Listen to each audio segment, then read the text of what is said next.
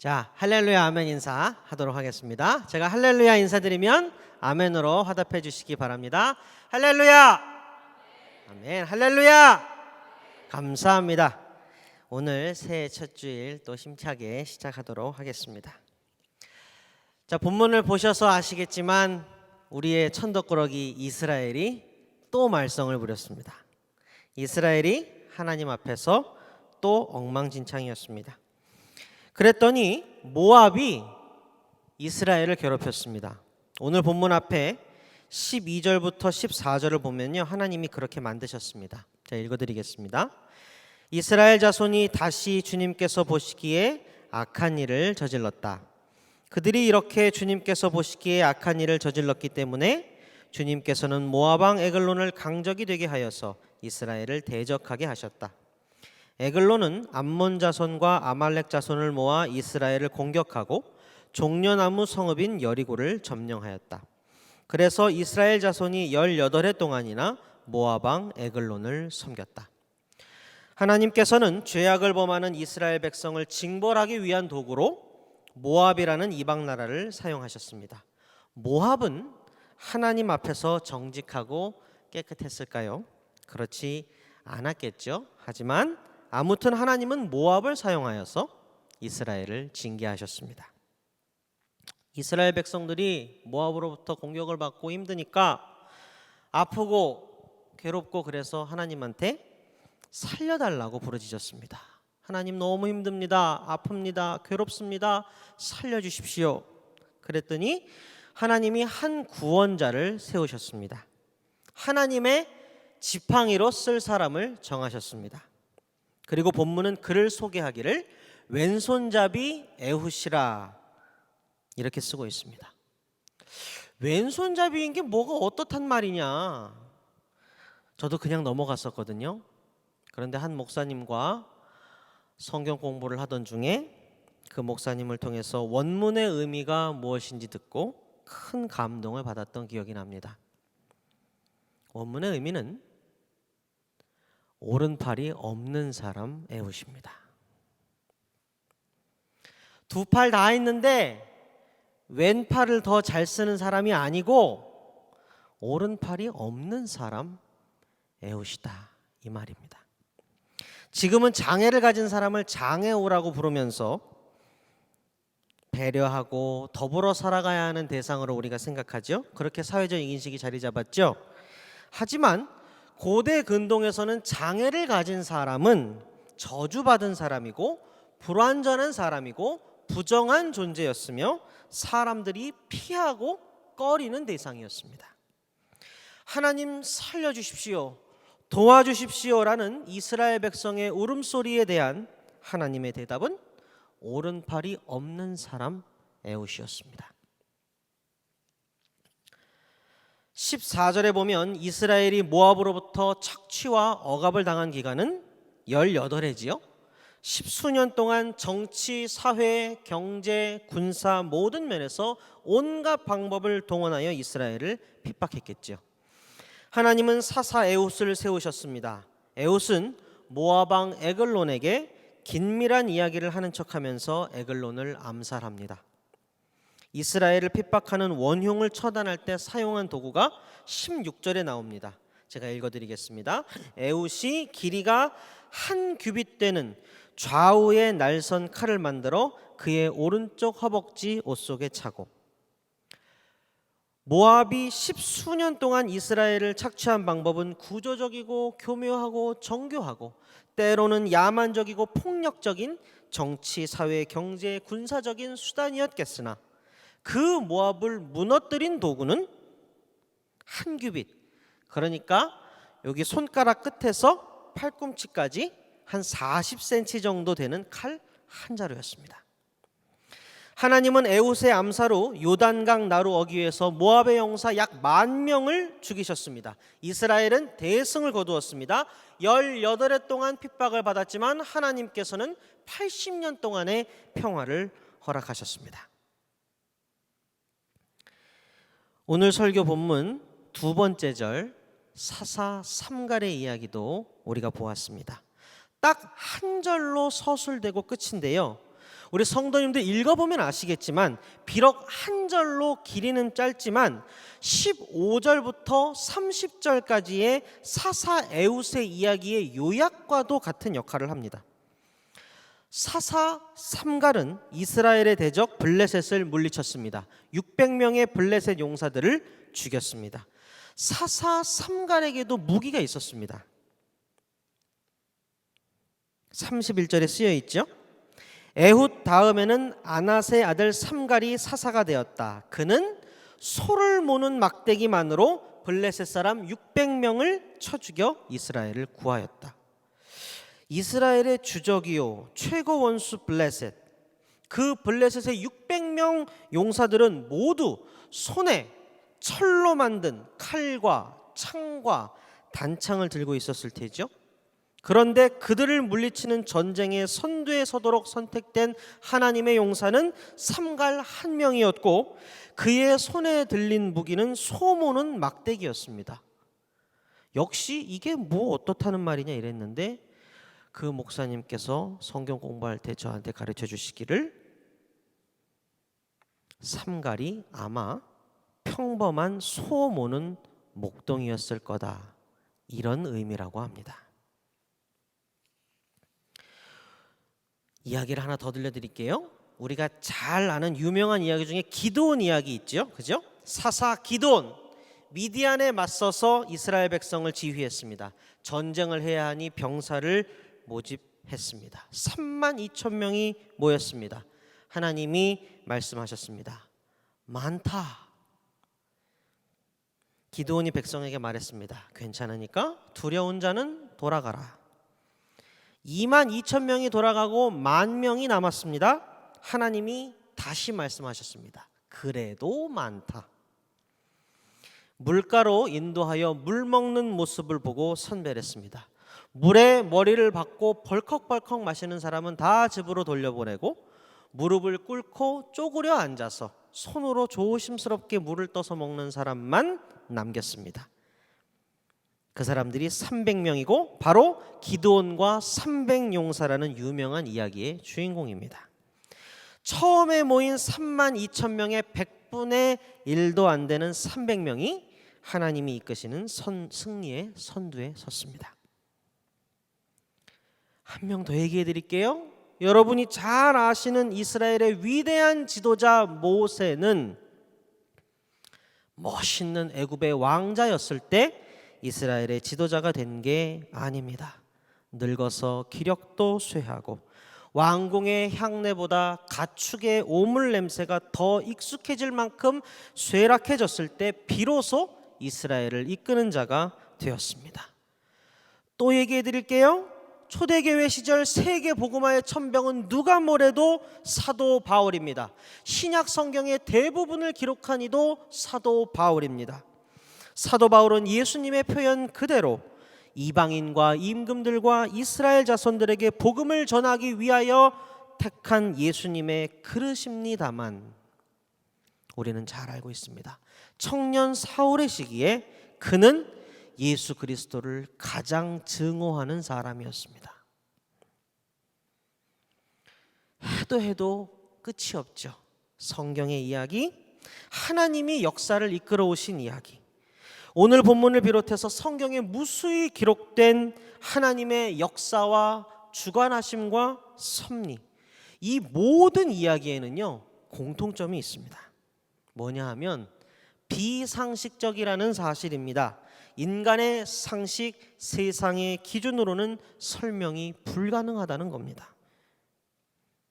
에훗은요 2팔 다 달린 멀쩡한 사람이 아니었고요, 문무가 출중한 영웅이 아닌 평범한 소 모는 목동인 삼갈이 쓰였으며 32,000명이 아니라 32만 명이어도 모자랄 판에 32,000명의 100분의 1도 안 되는 300명으로 기드온은 승리했습니다. 모세는 기력, 지력, 권세 모든 면에서 월등한 젊은이가 아닌 가축 냄새나고 힘없는 늙은 목자일 때 부름받았고, 예수를 위해서 목숨을 걸었던 신약 성경의 영웅 사도 바울의 과거는 예수 그리스도를 가장 미워하는 사람이었습니다. 이런 이야기 하자면 해도 끝이 없습니다. 그런데 분명한 사실은요, 이 성경책에 기록되어 있는 이야기가 전부 다 이런 식이라는 겁니다. 우리의 지식, 세상의 기준과 상식으로 설명이 되지가 않습니다. 이것이 하나님이 이끌어 오신 역사이고 성경에 기록된 하나님의 신비입니다. 그리고 이제 이 신비의 정점에 있는 이야기를 해드릴까 합니다. 언제나 그렇지만 우리의 최고봉은 예수 그리스도이십니다. 우리 구주 예수 그리스도의 이야기입니다. 근본 하나님의 본체시나 하나님과 동등됨을 취할 것으로 여기지 아니하시고 오히려 자기를 비워 종의 형체를 가지사 사람들과 같이 되셨고 사람의 모양으로 나타나사 자기를 낮추시고 죽기까지 복종하셨으니 곧 십자가에서 죽으신 우리 예수님 이야기입니다. 마태복음 26장에는요 예수님이 잡히시던 때의 장면이 모사되어 있습니다. 예수님을 잡으려는 대제사장의 종의 귀를 한 제자가 칼로 쳐서 떨어뜨렸죠. 예수님이 그때 말씀하십니다. 그러지 말아라. 그리고 마태복음 26장 53절에 기록되기를 너희는 내가 나의 아버지께 당장의 12군단 이상의 천사들을 내 곁에 세워주시기를 청할 수 있다고 생각하지 않느냐. 예수님 그렇게 하실 수도 있었습니다. 12군단도 더 되는 하늘의 천군 천사들을 보내어 이 땅을 쓸어버리실 수도 있었습니다. 예수님을 핍박하는 무리들, 하나님을 멸시하는 사람들을 당장에 끝장내실 수도 있었습니다. 여러분, 문제를 해결하는 세상의 방법은 이기는 거지요. 정치적 권력이 되었든 경제적인 규모가 되었든 사회적 세력이 되었든 어쨌건 간에 상대보다 강해지고 숫자로 크기로 길이로 너비로 넓이로 아무튼 세상의 척도로 이기는 겁니다. 그게 이 땅에 속한 사람의 방법이요 세상의 상식이자 순리입니다. 그러나 예수님은 그렇게 하지 않으셨습니다. 오른뺨을 때리는 이에게 왼뺨도 돌려대라 말뿐이 아니셨지요? 욕하고 저주하고 핍박하는 이들에게 자신을 내어주시되 물과 피를 다 쏟기까지 내어주셨습니다. 마태복음 5장 44절이 기록합니다. 나는 너희에게 이르노니 너희 원수를 사랑하며 너희를 박해하는 자를 위하여 기도하라. 말뿐이 아니셨습니다. 예수님을 박해하는 이들, 옷을 벗기고 희롱하고 침을 뱉고 얼굴을 주먹으로 치고 채찍질하고 십자가에 못 박는 이들을 위하여 오히려 기도하셨습니다. 누가복음 23장 34절이 쓰고 있습니다. 이에 예수께서 이르시되 아버지 저들을 사하여 주옵소서 자기들이 하는 것을 알지 못함이니이다 하시더라. 잔혹한 폭력과 극악무도한 죄에 대한 하나님의 반응은 그럼에도 불구하고 하나님이 쓰신 방법은 용서와 희생과 절대적인 사랑이었습니다. 이사야 53장 5절이 말합니다. 그가 찔림은 우리의 허물 때문이요 그가 상함은 우리의 죄악 때문이라. 그가 징계를 받음으로 우리는 평화를 누리고 그가 채찍에 맞음으로 우리는 나음을 받았도다. 말도 안 되는 정말 완전히 상식에서 벗어난 도무지 이해할 수 없는 하나님의 높으신 지혜와 뜻과 섭리가 예수 그리스도의 십자가 대속에서 정점을 찍었습니다. 하나님은요 언제나 그러셨습니다. 한결같은 분이십니다. 참으로 신실하신 하나님이십니다. 사람의 약함이 상황의 어려움이 하나님의 전능하심에 방해가 되지 못합니다. 언제나 그래왔습니다. 또한 하나님이 사용하시는 방법은 인간의 생각과는 많이 달랐습니다. 인간의 기준으로는 패배이고 상실이고 절망이라고 생각하는 바로 그 지점에서 하나님은 언제나 진짜 승리와 참 소망을 일구어내셨습니다. 요컨대 하나님 말씀 그대로입니다. 이사야 55장 8절부터 9절이 쓰고 있습니다. 이는 내 생각이 너희의 생각과 다르며 내 길은 너희의 길과 다름이니라. 여호와의 말씀이니라.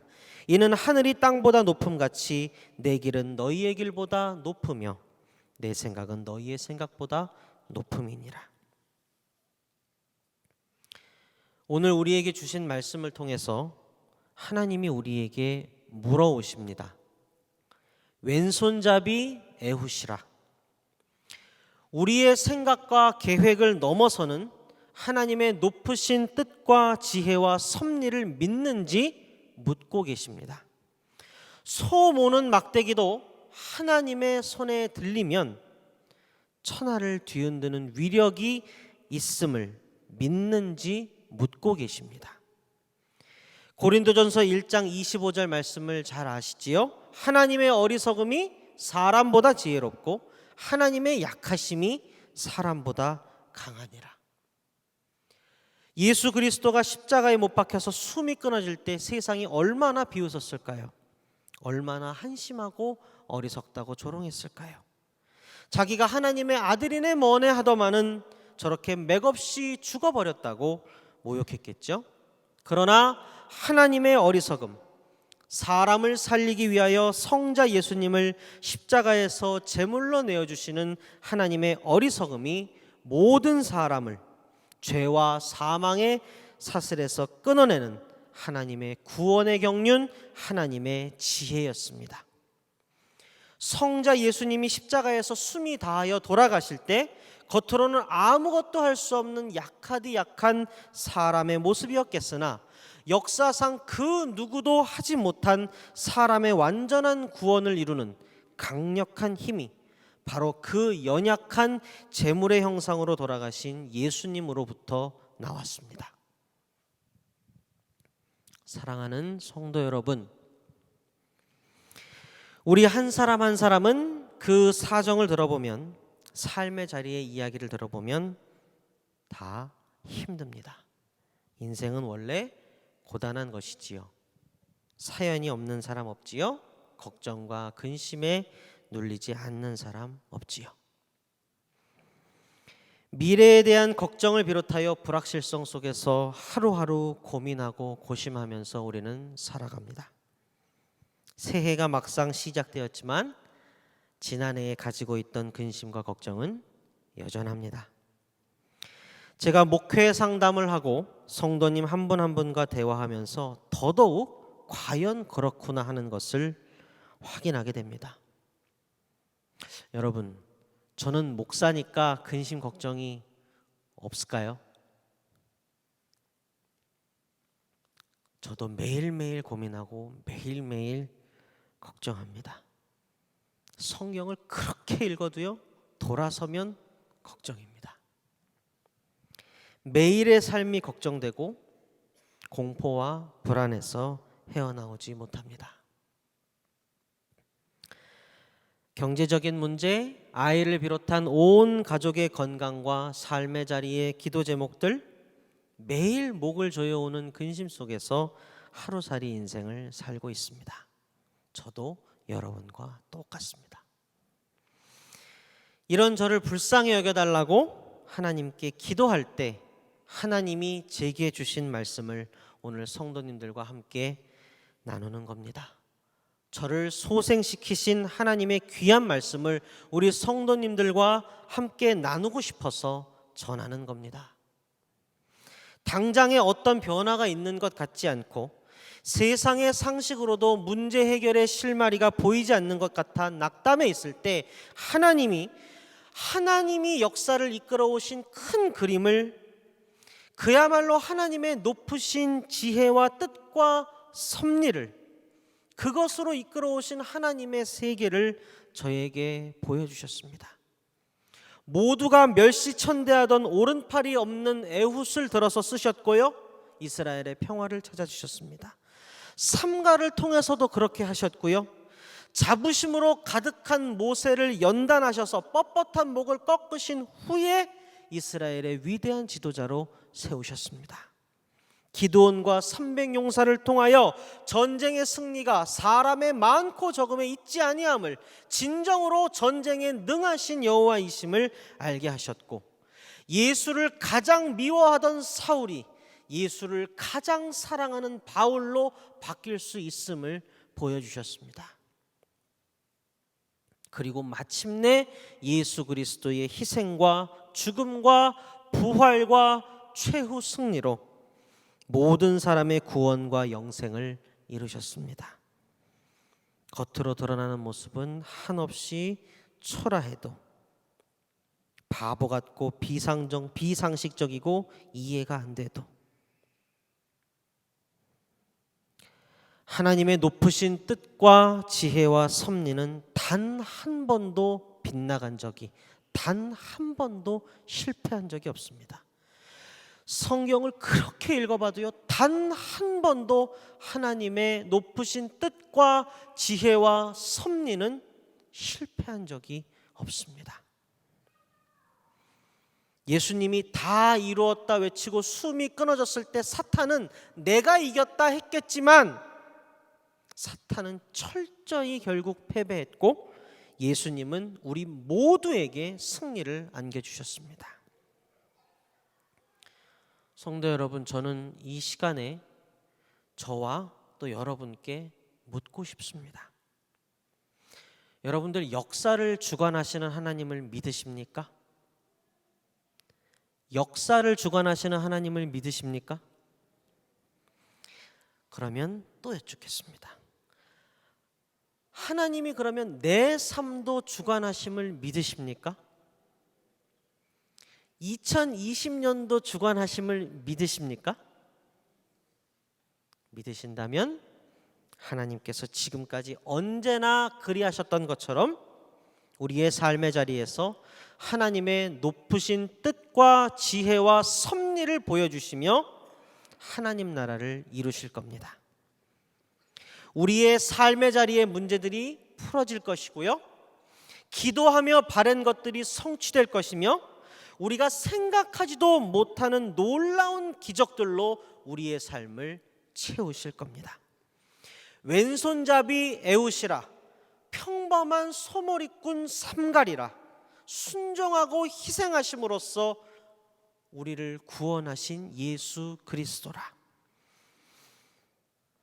눈앞에 보이는 것에 연연하지 마시고 하나님의 높으신 뜻, 지혜, 섭리를 굳게 믿으시고 2020년 새해에 반드시 이루어질 하나님 나라에서 승리하시는 우리 성도님들 다 되시기를 주님의 이름으로 축원드립니다.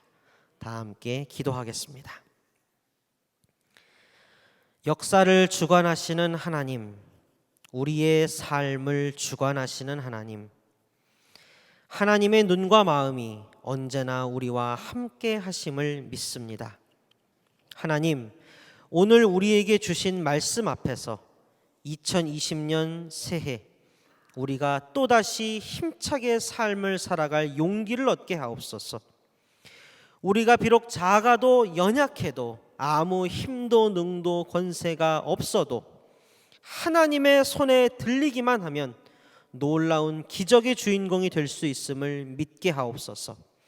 우리가 생각하지도 상상치도 못한 길과 방법으로 우리의 삶을 이끌어 가실 주님을 기대하고 찬양합니다. 우리의 작음을 깨달으며 하나님의 크심을 고백합니다. 예수 그리스도의 이름으로 기도합니다. 아멘.